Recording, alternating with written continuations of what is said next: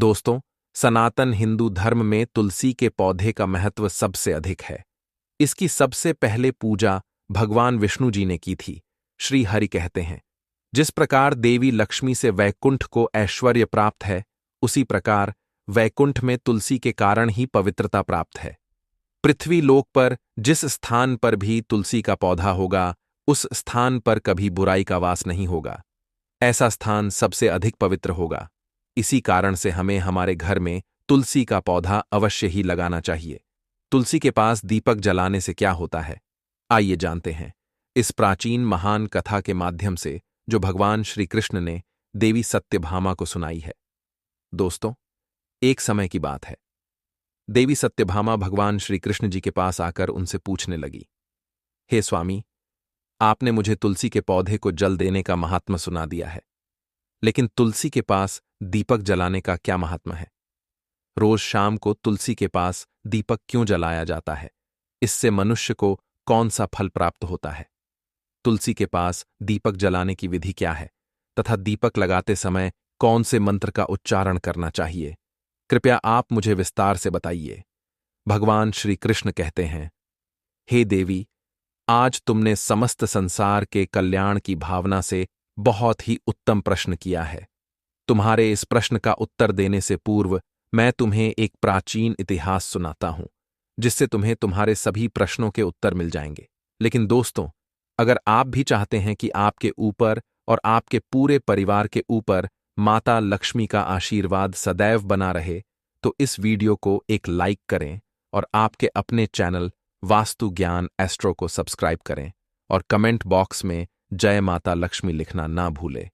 शाम के समय तुलसी के पास दीपक जलाने से जो पुण्य मिलता है, उसी का वर्णन मैं इस कथा में करूंगा। इसलिए इस कथा को ध्यान से सुनो। इसे सुनने मात्र से ही 100 वर्षों तक तुलसी के पास दीपक जलाने का फल मिलता है। देवी सत्यभामा ने भगवान श्री कृष्ण से कहा, हे प्रभु, मैं इस कथा को सुनने के लिए बहुत उत्सुक हूं। कृपया इसे मुझे सुनाइए, मैं इसे पूरे ध्यान से सुनूंगी। तब भगवान श्री कृष्ण ने देवी सत्यभामा को कथा सुनानी शुरू की। उन्होंने कहा, हे देवी, यह बात प्राचीन काल की है। दक्षिण दिशा में तुंगभद्रा नाम की एक विशाल और पवित्र नदी बहती है। उसी नदी के किनारे हरिहरपुर नाम का एक अत्यंत सुंदर नगर बसा हुआ था। उस नगर में हरि दीक्षित नाम के एक ब्राह्मण रहते थे। वे बहुत ही गुणवान, चरित्रवान और धर्मपरायण व्यक्ति थे। वे वेदों और शास्त्रों के मार्ग पर चलने वाले थे और उन्होंने समस्त शास्त्रों का अध्ययन कर रखा था। हरि दीक्षित की पत्नी का नाम लोग चारा कहकर पुकारते थे। उसका स्वभाव उसके नाम के अनुरूप ही था। वह हमेशा अपने पति का अपमान करती रहती थी, पति को बुरी तरह ताने देती और उसे दुख पहुंचाती थी। वह अपने पति के लिए कभी भी खाना नहीं बनाती थी और ना ही उसके साथ स्नेह से पेश आती थी। उसने अपने पति के साथ कभी प्रेम पूर्वक व्यवहार नहीं किया। जब भी पति के मित्र या परिवार के लोग घर आते, वह उन्हें अपमानित करके भगा देती थी। वह स्त्री स्वयं गलत संगति में रहती थी और हमेशा काम वासना में डूबी रहती थी। उसका मन अपने पति से हटकर पराये पुरुषों में लगा रहता था और वह अन्य व्यभिचारी स्त्रियों के साथ घूमती रहती थी। उसने कभी अपने पति से प्रेम पूर्वक बात नहीं की, किंतु पराये सुंदर पुरुषों के संग बैठकर बातें करती थी। पराये पुरुषों को मोहित करने के लिए सज धज कर गांव में घूमने जाया करती थी। कभी वह वन में किसी वृक्ष के नीचे खड़ी रहकर सुंदर पुरुषों की राह देखती और किसी दुष्ट पुरुष को मोहित करके उसके संग भोग विलास किया करती थी। एक दिन हरि दीक्षित ने अपनी पत्नी से कहा, हे भद्रे, तुम्हारा यह आचरण उचित नहीं है। इस प्रकार से पाप करने पर तुम्हारा अहित ही होगा। इसीलिए तुम अभी से यह सब बुरे काम करना छोड़ दो। तुम्हारे इस प्रकार के व्यवहार से मुझे बड़ा दुख हो रहा है। तब उस दुराचार स्त्री ने कहा, ना जाने किस पाप के कारण मेरा तुझ जैसे भिखमंगा के साथ विवाह हुआ है। लगता है पिछले जन्म में मैंने पाप ही किए होंगे। इसी कारण से मुझे ऐसा गरीब पति मिला है। तू मेरी कोई भी इच्छा को पूर्ण नहीं कर सकता। मुझे विवशता के कारण तेरी इस झोपड़ में रहना पड़ता है। भिक्षा में लाया हुआ भोजन खाना पड़ता है और अधिक मैं इस कष्ट को सहन नहीं करने वाली। किसी दिन मैं तुझे छोड़कर अवश्य चली जाऊंगी। तेरे साथ रहूंगी तो इस जन्म में भी मेरे द्वारा पाप ही होंगे। इसलिए अब मैं किसी अन्य धनवान पुरुष से विवाह करूंगी। हरि दीक्षित ने अपनी पत्नी से कहा, हे प्रिय, तुम इस प्रकार के अपशब्द ना कहो। इस प्रकार से अपने पति को त्यागने का विचार मन से छोड़ दो। जो स्त्री अपने पति को त्याग कर पराए पुरुष के पास जाती है, उसका अहित ही होता है, उसे नरक में जाना पड़ता है। उस दुराचारी पत्नी ने कहा, नरक में तुम्हें जाना पड़ेगा, क्योंकि तुम कोई काम धंधा तो करते नहीं, भीख मांगकर खाते हो और मुझे भी झूठ खिलाते हो। पत्नी को दुखी और असंतुष्ट रखने वाला पति भी नरक में ही जाता है, और तुम्हारा घर कोई नरक की सजा से कम नहीं है। तुम्हारे साथ इस घर में रहने से अच्छा है मैं नरक में जाकर रहूं। इस प्रकार उस हरि दीक्षित की पत्नी ने अनेक प्रकार के कटु वचनों से अपने पति का अनादर किया और उसे अपमानित किया। श्री कृष्ण कहते हैं, हे देवी, जो स्त्री अपने पति का अनादर करती है, जो अपने पति का अपमान करती है, उसके घर में दुर्भाग्य ही आता है। पति को छोड़कर पराये पुरुष के पास जाने वाली स्त्री को नरक में दंड अवश्य ही भोगना पड़ता है। अब आगे सुनो, उस दुराचार स्त्री के साथ क्या होता है। एक दिन वह दुराचार स्त्री वन में जाकर एक एक वृक्ष के नीचे खड़ी हो गई। उसका चित्त काम से भरा हुआ था।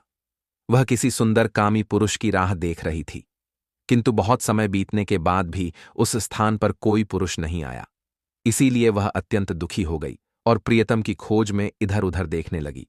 उस दिन उसका सारा परिश्रम व्यर्थ हो गया। वह वहां खड़ी होकर वह नाना प्रकार की बातें कहकर विलाप करने लगी। हाय हाय, आज तो इस मार्ग से कोई भी सुंदर पुरुष नहीं आया। अब मैं कैसे अपनी काम शांति करूं? आज की रात कैसे बीतेगी? कौन मेरे सुंदर शरीर का उपभोग करेगा? मेरी जवानी और सुंदरता तो अकारण ही नष्ट हो रही है। कोई भी सुंदर शरीर को पाने की कामना नहीं करता। अब मैं कहां जाऊं? कौन मुझे अपनाए? कौन मेरे साथ भोग विलास करेगा? मेरा पति तो मूर्ख है, लेकिन अब ऐसा लग रहा है कि यह दुनिया मूर्खों से भरी हुई है। कोई भी मेरी जैसी सुंदर स्त्री को पाने की इच्छा नहीं करता। मैं तो इतनी खूबसूरत हूं कि देवता भी मुझे पाने की इच्छा करेंगे। लेकिन यह संसार तो पापी और तुच्छ पुरुषों से भरा पड़ा है, जो मेरी जैसी अप्सरा के समान सुंदर स्त्री को नजरअंदाज कर रहा है। हे भगवान, अगर कोई सुंदर, बलवान और पराक्रमी पुरुष हो तो उसे मेरे पास भेज दो, चाहे वह मेरा भक्षण ही क्यों ना कर ले। मैं खुशी खुशी उसे गले लगा लूंगी। भगवान श्री कृष्ण बोले, हे देवी। इस तरह वह स्त्री जंगल में जोर जोर से विलाप करने लगी। उसी जंगल में एक भयानक बाघ रहता था। उस स्त्री की चीखें सुनकर वह जाग गया और उछलकर उसकी ओर बढ़ने लगा ताकि उसे खा सके। उस बाघ का नाम था ध्वंस। उसका रूप बेहद डरावना था। उसका शरीर काले और नारंगी धारियों से ढका हुआ था, जो जंगल की छाया में मिलकर उसे छिपा देते थे। आंखें अंगारे की तरह लाल थीं, जो अंधेरे में भी चमकती थीं। उसके बड़े और नुकीले दांत जबड़े से बाहर निकले हुए थे, जो किसी भी प्राणी को चीरने के लिए पर्याप्त थे। ध्वंस की गहरी गर्जना पूरे जंगल में गूंजती थी, जिससे वहां के जीव जंतु कांप उठते थे। उसकी लंबी मजबूत पूंछ उसकी ताकत का प्रतीक थी। वह अपनी बलशाली टांगों से जंगल में बिजली की गति से दौड़ सकता था। उसका पूरा शरीर शक्तिशाली मांसपेशियों से भरा हुआ था, जिससे वह एक ही झपट्टा में अपने शिकार को धराशायी कर सकता था। ध्वंस उस विलाप करती स्त्री की ओर तेजी से बढ़ रहा था। उसकी नाक से बार बार गर्म सांसें निकलती, मानो वह हर पल अपने अगले शिकार की तलाश में हो। ध्वंस का एकमात्र लक्ष्य उन पापी और दुराचारी लोगों का भक्षण करना था, जिन्हें उसकी नियति ने उसे सौंपा था। उस भयंकर बाघ को अपने सामने खड़ा हुआ देखकर उस स्त्री के पसीने छूटने लगे। वह भय से थर थर कांपने लगी। वह स्त्री कुछ करती, इतने में ही उस बाघ ने अपने पंजे से उसे घायल कर दिया और वह स्त्री जमीन पर गिर पड़ी। जमीन पर गिरते ही वह स्त्री चिल्लाते हुए बोली, अरे बाघ, तू किस लिए यहां पर आया है? मुझे क्यों मार रहा है? मैं यहां पर अपने प्रियतम को खोज रही थी। तू मुझे छोड़ दे। मेरा भक्षण करके तुझे क्या मिलेगा? उस स्त्री की यह बात सुनकर वह भयानक बाघ क्षण भर के लिए रुक गया और हंसते हुए बोला, हे दुष्टा, आज विधाता ने तुझे मेरा ग्रास नियुक्त किया है। तुझ जैसी पापिनी स्त्रियों का भक्षण करना ही मेरा काम है, तभी मुझे इस शरीर से मुक्ति मिलेगी। वह स्त्री कहने लगी, हे बाघ, तुम कौन हो? मुझे सच सच बताओ, तुम्हें किस कारण से बाघ होना पड़ा और तुम मुझ जैसी स्त्रियों का भक्षण क्यों करते हो? पहले मुझे सारी बात बताओ और फिर मेरा भक्षण करो। फिर ध्वंस नाम का वह बाघ कहने लगा, हे पापिनी, मैं तुम्हें मेरे पूर्व जन्म का वृतांत सुनाता हूं कि किस कारण से मुझे बाघ होना पड़ा। पूर्व काल में दक्षिण देश अमलापाहा नाम की एक पवित्र नदी बहती थी। उसी नदी के तट पर मुनिपर्णा नाम की एक नगरी बसी हुई थी। यह नगरी अपने सुंदर मंदिरों, शांत वातावरण और धार्मिक अनुष्ठानों के लिए प्रसिद्ध थी। वहां एक ब्राह्मण का परिवार निवास करता था। मैं उस परिवार में जन्मा था। मेरा नाम वेदानंद था। मेरे पिता एक आदर्श ब्राह्मण थे जो यज्ञ, हवन और धार्मिक अनुष्ठानों का पालन करते थे। उस बाघ ने आगे कहा, हे स्त्री, मैंने अपनी किशोरावस्था में वेदों का अध्ययन किया और यज्ञ आदि धार्मिक कार्यों में पारंगत हो गया। लेकिन जैसे जैसे मैं बड़ा हुआ, मेरे मन में धन का लोभ बढ़ता गया। अनेक यज्ञों का आयोजन किया, लेकिन वे यज्ञ धार्मिक उद्देश्य से नहीं बल्कि धन संग्रह के लिए थे। मैं उन पापियों के लिए भी यज्ञ करता था जो धर्म से दूर थे और उनके घर का भोजन करता था। मैंने धन के लोभ में उनके अनैतिक कार्यों का समर्थन भी किया। धर्म के मार्ग से भटकते हुए मैंने उन वस्तुओं का दान भी स्वीकार किया जिन्हें ब्राह्मण को नहीं लेना चाहिए। मेरा मन इतना लोभी हो गया था कि मैं ऋण के बहाने दूसरों से धन लेता और फिर उसे कभी वापस नहीं करता। मैंने अनेक प्रकार के छलकपट किए और इस प्रकार पाप करते हुए कई वर्ष बीत गए। समय के साथ मेरा शरीर कमजोर हो गया, बाल सफेद हो गए, आंखें धुंधली हो गईं और मुंह के दांत गिर गए। परंतु धन का लोभ अब भी मेरे मन से नहीं गया और मैं पाप करता रहा। उस बाघ ने अपने दहक परेस में आगे कहा, एक दिन धन के लालच में मैं फिर से नदी के किनारे गया। वहां मैंने अन्य धूर्त ब्राह्मणों के साथ मिलकर लोगों को ठगा। हम सभी ने झूठे मंत्रों का उच्चारण किया और बिना विधि विधान के ही देवी देवताओं का पूजन किया। इसका उद्देश्य केवल अधिक से अधिक धन में प्राप्त करना था। हमने लोगों को धर्म के नाम पर धोखा दिया। उस दिन मैंने काफी धन एकत्र किया, लेकिन उसी समय मेरे साथ एक भयानक घटना घटी। मैं उसी दिन नदी के तट पर बैठा हुआ था। तभी एक बीमार और भटकता हुआ कुत्ता मेरे पास आया। मैंने उसे दुत्कार कर भगा दिया, लेकिन वह क्रोध में आकर मेरे पैर में काट बैठा। मैं मूर्छित होकर वहीं गिर पड़ा। उसी क्षण मेरे प्राण निकल गए। मेरी मृत्यु के बाद यम के 2 दूत प्रकट हुए। वे काले और भयानक रूप वाले थे और उनके हाथों में जंजीरें थीं। उन्होंने मुझे पकड़ लिया और यमपुरी की ओर ले गए। यमपुरी में मुझे यमराज के सामने खड़ा किया गया। यमराज ने अपने दिव्य सिंहासन से चित्रगुप्त को आदेश दिया कि वे मेरे कर्मों का लेखा जोखा प्रस्तुत करें। चित्रगुप्त ने बड़े ही गंभीर स्वर में कहा, हे धर्मराज, यह ब्राह्मण जिसका नाम वेदानंद था ने अपने जीवन में घोर पाप किए हैं। इसने धर्म के नाम पर लोगों को ठगा, झूठे मंत्रों का उच्चारण कर यज्ञ किया और भगवान का अपमान किया। यह धन के लालच में धर्म से दूर हो गया। इसने कभी भी धर्म का पालन नहीं किया, इसीलिए यह पापी ब्राह्मण नरक जाने के योग्य है। फिर यमराज ने अपने दूतों को आदेश दिया, इस पापी को नरक की अग्नि में डाल दो, यह वहां जाकर अपने कर्मों का फल भोगे। इसके बाद मुझे नरक की भयंकर अग्नि में डाल दिया गया। वर्षों तक मैंने वहां की यातनाएं सहन की। मेरी आत्मा को भयंकर पीड़ा सहनी पड़ी। अनेक वर्षों की सजा के बाद मेरे पापों के कारण मुझे बाघ का शरीर प्राप्त हुआ और मैं इस दुर्गम वन में निवास करने लगा। ध्वंस ने अपनी कहानी को समाप्त करते हुए कहा, अपने पूर्व जन्म के पापों का प्रायश्चित करते हुए मैंने संकल्प लिया कि मैं कभी भी महात्मा, साधु पुरुष या सती स्त्रियों का भक्षण नहीं करूंगा। मैं केवल उन पापियों, दुराचार और कुलटा स्त्रियों का ही भक्षण करता हूं जिन्होंने अपने जीवन में अधर्म के मार्ग पर चलकर दूसरों को दुख दिया है। मुझे विश्वास है कि ऐसा करने से मुझे मेरे पापों से मुक्ति मिलेगी और मैं इस शरीर से जल्द ही मुक्त हो जाऊंगा। श्री कृष्ण कहते हैं, हे देवी। इस प्रकार से उस बाघ ने अपने पूर्व जन्म का वृतांत सुना दिया और उस स्त्री से कहने लगा, हे पापिनी, तेरे आचरण से तू कुलटा दिखाई पड़ती है। अपने पति को छोड़कर तू इस वन में अन्य पुरुषों के साथ भोग विलास करने के लिए आई है, इसलिए आज तू मेरा ग्रास अवश्य बनेगी।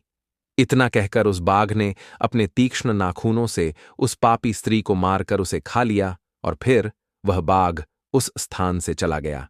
उस स्त्री की मृत्यु के बाद उस स्थान पर यम के 2 दूत प्रकट हुए और उस पापिनी स्त्री को उठाकर संयम ने मिले गए। वहां पर उसे यमराज के सामने खड़ा किया गया। यमपुरी में मुझे यमराज के सामने खड़ा किया गया। यमराज ने अपने दिव्य सिंहासन से चित्रगुप्त को आदेश दिया कि वे मेरे कर्मों का लेखा जोखा प्रस्तुत करें। चित्रगुप्त ने बड़े ही गंभीर स्वर में कहा, हे धर्मराज, यह ब्राह्मण जिसका नाम वेदानंद था ने अपने जीवन में घोर पाप किए हैं। इसने धर्म के नाम पर लोगों को ठगा, झूठे मंत्रों का उच्चारण कर यज्ञ किया और भगवान का अपमान किया। यह धन के लालच में धर्म से दूर हो गया।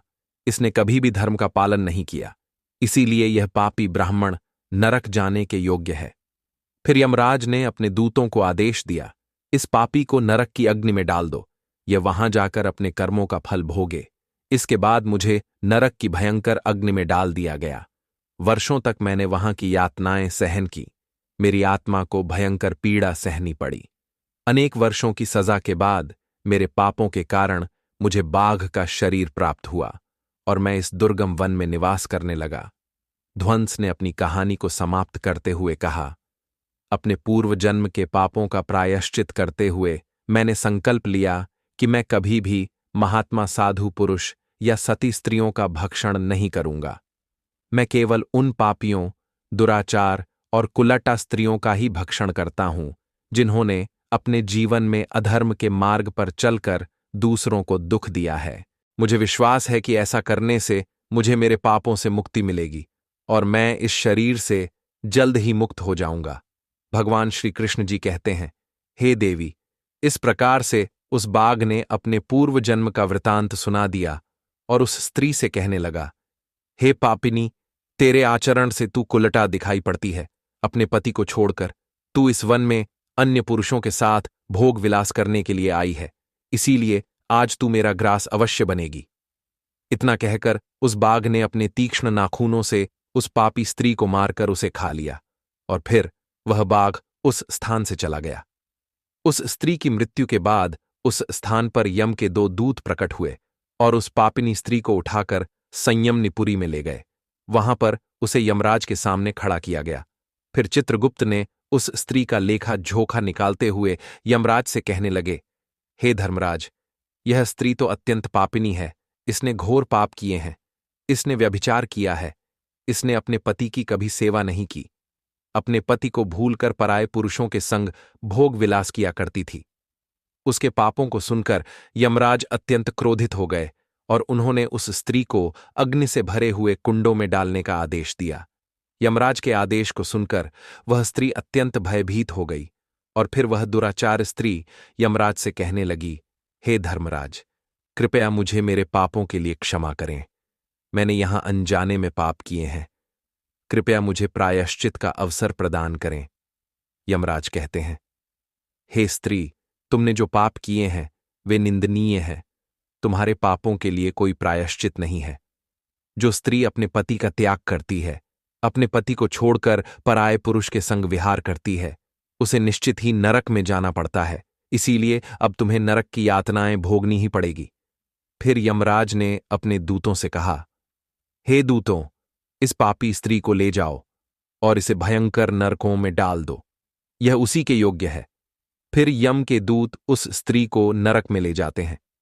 फिर अनेक वर्षों तक उसे जलते हुए तेल के कुंड में पकाया गया। फिर उसे निकालकर ररव नामक नरक में डाल दिया गया। इस प्रकार से उसे अनेक वर्षों तक अलग अलग नरकों में डाला गया। नरक में कष्ट भोगने के बाद वह महापाप स्त्री पुनः लोक पर आकर चांडाल के रूप में उत्पन्न हुई। चंडाल के घर में जन्म लेकर वह फिर से अनेक पाप करने लगी, व्यभिचार करने लगी, अनेक पापी पुरुषों के संग विहार करने लगी। फिर कुछ समय बाद पूर्व जन्म के पापों के कारण उसे कोढ़ का रोग हो गया और वह भयानक पीड़ा सहन करने लगी। उसका अंग अंग जलने लगा। उसके नेत्रों में पीड़ा होने लगी। इस दुख को सहन करती हुई वह दिन बिताने लगी। फिर एक दिन वह तीर्थ में स्नान करने के उद्देश्य से अंतपुर में चली गई। वहां पर वह एक आश्रम के बाहर निवास करने लगी। उस आश्रम में एक तुलसी का पौधा था। अन्य स्त्रियों को वहां पर तुलसी के पास दीपक जलाते हुए देखकर उस पापी स्त्री को बड़ा आश्चर्य हुआ। फिर एक दिन वहां पर निवास करने वाले एक साधु से उस स्त्री ने पूछा, हे साधु महाराज, यह कौन सा पौधा है और यह स्त्रियां इसके नीचे दीपक क्यों जला रही हैं? तब उस साधु ने कहा, हे कल्याणी, यह अत्यंत पवित्र तुलसी का पौधा है। इसके दर्शन करने मात्र से ही संकट का नाश होता है। इस तुलसी को जल देने से देवी देवताओं की कृपा प्राप्त होती है तथा इस वकित पौधे के पास दीपक जलाने से समस्त पाप नष्ट होते हैं। उस साधु की बात सुनकर उस स्त्री को बड़ी प्रसन्नता हुई और उसने साधु से कहा, हे साधु महाराज, यदि कोई अत्यंत पापिनी स्त्री भी इसके पास दीपक जलाएगी तो उसके पाप नष्ट होंगे। क्या वह साधु कहते हैं? हे पुत्री, यह सत्य है। यदि किसी स्त्री ने घोर पाप भी किए हो तब भी उसके पाप नष्ट होते हैं। उसके सभी जन्मों के पाप भी तुलसी के पास दीपक जलाने से नष्ट होते हैं। किंतु हे पुत्री, तुम कौन हो और किस कारण से यह प्रश्न पूछ रही हो? वह स्त्री कहती है, हे साधु महाराज, मैं महापाप नहीं हूं। मैंने व्यभिचार किया है तथा अनेक प्रकार के पाप किए हैं। मेरे पापों के कारण ही मेरी ऐसी दुर्दशा हुई है। कृपया मुझे पापों से मुक्ति का उपाय बताइए। साधु कहते हैं, हे पुत्री, अब से तुम नित्य इस तुलसी के पास दीपक जलाओ। तुम्हारे समस्त पाप और दोष समाप्त हो जाएंगे। उस साधु की बात सुनकर उस पापी स्त्री ने भी वही किया। उसने तुलसी के पौधे के पास एक दीपक जला दिया। इस प्रकार से वह स्त्री नित्य उसी स्थान पर तुलसी के पास दीपक जलाने लगी। फिर एक दिन वह स्त्री शाम के समय तुलसी के पास दीपक जलाने लगी तो उसी समय उसका हृदय फटने से उसकी मृत्यु हो गई और वह वहीं जमीन पर पड़ी रही। फिर ये राज के दो दूत उस स्त्री को यमलोक ले जाने के लिए उस स्थान पर प्रकट हुए। जैसे ही यम के दूत उस पापी स्त्री को पाश में बांध कर ले जाने लगे, भगवान विष्णु के दो पार्षद उस स्थान पर प्रकट हुए। वे दिव्य पार्षद अत्यंत तेजस्वी और दिव्य आभा से युक्त थे। उनके शरीर से स्वर्णिम प्रकाश की किरणें निकल रही थीं, जो चारों ओर का अंधकार दूर कर देती थीं। उनका रूप इतना मोहक और दिव्य था कि उन्हें देखकर किसी का भी मन श्रद्धा से भर जाता। उनके चेहरे पर शांत मुस्कान थी, जो अपार करुणा और दया का प्रतीक थी। उनके वस्त्र रत्न जड़ित और रेशमी थे, जो नीले और सुनहरे रंग में चमक रहे थे, मानो स्वयं वैकुंठ का सौंदर्य उनके व्यक्तित्व में समाया हो। उनके कानों में सुनहरे कुंडल झूल रहे थे, जिनसे दिव्य संगीत की ध्वनि प्रतीत होती थी। उनके माथे पर तिलक और चमकती हुई बिंदी थी, जो उनकी दिव्यता का सूचक थी। वे दोनों विशाल कद और बलिष्ठ थे। उनके हाथों में दिव्य गदा थी, जो न्याय और धर्म की शक्ति का प्रतीक थी। वे उस स्त्री को अपने दिव्य स्पर्श से मुक्ति का आश्वासन देने आए थे, जिससे उसके सभी पाप नष्ट हो सके और उसे स्वर्ग की यात्रा अधिकारी बना सके। उन पार्षदों ने यमराज के दूतों को रोक लिया और कहने लगे, हे यमदूतों, इस स्त्री को तुम छोड़ दो। यह स्त्री नरक जाने के योग्य नहीं है। तुम किसके आदेश से ऐसा अधर्म कर रहे हो? फिर यम के दूत कहने लगे, हे पदो, हम यमराज के आदेश से इस पापी स्त्री को उठाकर ले जा रहे हैं। किंतु आप हमें किस कारण से रोक रहे हो? यह स्त्री अत्यंत पापी है। इसे नरक में ले जाने की आज्ञा मिली है। यह सुनकर भगवान विष्णु के पार्षद मुस्कुराए और बोले, हे यमदूतों, तुम सत्य बोलते हो, लेकिन इस स्त्री का एक ऐसा पुण्य भी है जो इसके समस्त पापों को मिटा चुका है। क्या तुमने देखा नहीं कि इसने अपने जीवन में संध्या के समय तुलसी के समीप दीपक जलाया है? यमदूतों ने चकित होकर पूछा, हे पार्षदों, क्या केवल तुलसी के समीप दीपक जलाने से इसके समस्त पाप नष्ट हो सकते हैं? भगवान विष्णु के पार्षदों ने गहन दृष्टि से यमदूतों की ओर देखा और समझाया, तुम इस बात को नहीं समझते। यमदूतों, तुलसी भगवान विष्णु की परम प्रिय है और जो भक्त श्रद्धा और भक्ति से तुलसी के समीप दीपक जलाता है, वह विष्णु की कृपा का पात्र बन जाता है। संध्या के समय दीपक जलाने का पुण्य अनंत गुणा बढ़ जाता है और यह न केवल उसके पापों को नष्ट करता है, बल्कि उसे स्वर्ग का अधिकारी भी बनाता है। इस स्त्री ने सच्चे मन से तुलसी का पूजन किया और दीपक प्रज्वलित किया है। इसी कारण इसके सारे पाप लकर राख हो चुके हैं। अब यह नरक जाने के योग्य नहीं है। यमदूतों ने हाथ जोड़कर कहा, हे विष्णु पार्षदों, आप सही कह रहे हैं। हमें इसकी भक्ति के बारे में जानकारी नहीं थी। अगर यह भगवान विष्णु की प्रिय भक्त है तो हम इसे नरक कैसे ले जा सकते हैं? भगवान विष्णु के पार्षदों ने मधुर स्वर में कहा, यही कारण है कि हम तुम्हें इसे छोड़ने के लिए कह रहे हैं। इस स्त्री ने तुलसी की सेवा की है और उस दीपक की रोशनी से अपने सारे पाप भस्म कर चुकी है।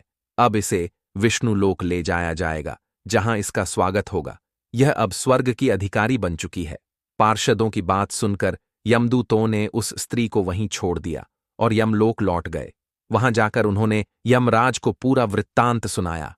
इसके बाद भगवान विष्णु के पार्षद दिव्य विमान लेकर आए और उस स्त्री को स्वर्गलोक ले गए। भगवान श्री कृष्ण ने देवी सत्यभामा से कहा, हे देवी, इस तरह केवल तुलसी के पास दीपक जलाने से ही मनुष्य के सभी पाप नष्ट हो जाते हैं। जो स्त्री प्रतिदिन शाम को तुलसी के पास दीपक जलाती है, वह सौभाग्यशाली बनती है। उसके पूर्व जन्मों के सभी पाप समाप्त हो जाते हैं और उसे सुख समृद्धि की प्राप्ति होती है। रोज तुलसी के पास दीपक जलाते समय इस मंत्र का उच्चारण करना चाहिए। ओम तुलसी देवी च विद्महे विष्णुप्रिया यच्च धीमहि तन्नो वृंदा प्रचोदयात्। श्री कृष्ण ने आगे कहा, हजारों अमृत के घड़ों से भगवान श्री हरि को स्नान कराने से भी उन्हें उतनी प्रसन्नता नहीं मिलती जितनी तुलसी का एक पत्ता चढ़ाने से मिलती है। 100 हज गोदान के बराबर जो पुण्य मिलता है, वही पुण्य तुलसी पत्र के दान से प्राप्त होता है। जो मृत्यु के समय अपने मुख में तुलसी पत्र का जल प्राप्त करता है, वह संपूर्ण पापों से मुक्त होकर श्री कृष्ण के धाम जाता है। जब भक्त तुलसी के पास दीपक जलाता है, तो उस प्रकाश में निहित ऊर्जा नकारात्मक शक्तियों को नष्ट करती है और सकारात्मकता का संचार करती है। यह आध्यात्मिक वातावरण को शुद्ध करता है और घर में देवताओं की कृपा को आकर्षित करता है। दीपक का प्रकाश अज्ञान के अंधकार को दूर करता है और ज्ञान की ज्योति को प्रज्वलित करता है। तुलसी के पास दीपक जलाने से मनुष्य के भीतर शुद्धता और पवित्रता का भाव उत्पन्न होता है, जिससे उसकी भक्ति और ध्यान की शक्ति बढ़ती है। यह मान्यता है कि जब व्यक्ति तुलसी के पास दीपक जलाकर उसकी आरती करता है, तो भगवान विष्णु का ध्यान अधिक सरलता से प्राप्त होता है। यह साधक के मन को स्थिर और शांति की ओर ले जाता है, जिससे ध्यान में एकाग्रता बढ़ती है। तुलसी के पास दीपक जलाने का अनुष्ठान सूर्यास्त के समय करना अत्यंत शुभ माना जाता है। इस समय दीपक जलाकर तुलसी माता की आरती की जाती है और भगवान विष्णु का स्मरण किया जाता है। इसे करने से विशेष पुण्य प्राप्त होता है। प्रतिदिन संध्या समय में तुलसी के पास दीपक जलाते समय ओम नमो भगवते वासुदेवाय मंत्र का जाप करना चाहिए। यह मंत्र घर की नकारात्मकता को दूर करता है और भगवान विष्णु की कृपा प्राप्त करता है। तुलसी के पास घी या तिल के तेल का दीपक जलाना शुभ होता है। घी का दीपक अधिक पवित्र माना जाता है, लेकिन यदि संभव ना हो तो तिल के तेल का दीपक भी जलाया जा सकता है। तिल के तेल का दीपक नकारात्मक ऊर्जाओं को दूर करने में सहायक होता है। ऐसा कहा गया है कि जो भक्त प्रतिदिन तुलसी के पास दीपक जलाता है, उसे 7 जन्मों तक पुण्य मिलता है और वह कभी भी दरिद्रता का सामना नहीं करता। उसके घर परिवार में हमेशा सुख शांति और खुशहाली बनी रहती है। धार्मिक ग्रंथों में वर्णित है कि तुलसी के पास दीपक जलाने से पितृदोष, गृह दोष और काल सर्प दोष जैसी बाधाएं भी दूर हो सकती हैं। इस उपाय से घर में नकारात्मक ऊर्जा का नाश होता है, सकारात्मक ऊर्जा का संचार होता है। तुलसी के पास दीपक जलाने से आत्मा की शुद्धि होती है और यह जन्म जन्मांतर के पापों का नाश करता है। इससे आत्मा को शांति मिलती है और व्यक्ति को सद्गति प्राप्त होती है। यह भी कहा गया है कि यदि कोई व्यक्ति जीवन के अंतिम दिनों में तुलसी के पास दीपक जलाकर भगवान का स्मरण करता है, तो उसे मृत्यु के बाद यमदूतों का भय नहीं रहता और उसे सीधे भगवान के धाम में स्थान मिलता है। तुलसी के पास दीपक जलाने से देवी लक्ष्मी का आशीर्वाद मिलता है, जिससे व्यक्ति के जीवन में कभी आर्थिक संकट नहीं आता और हमेशा समृद्धि का वास रहता है।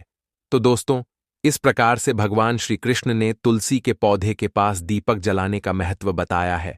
हमारे प्रिय दर्शकों, यह तमाम जानकारी जनरुचि को ध्यान में रखकर दी जा रही है।